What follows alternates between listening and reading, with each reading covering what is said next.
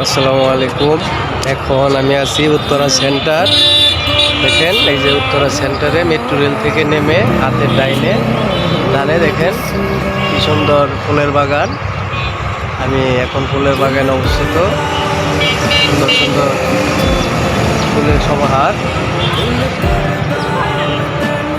অনেক সুন্দর একটি পরিবেশ। দেখেন অনেক লোকজন এখানে, যারা পর্যটক বেড়াতে আসছে, সকলে যে বাগানে ঢুকে তারা পিক নিচ্ছে, ফটোশ্যুট করছে।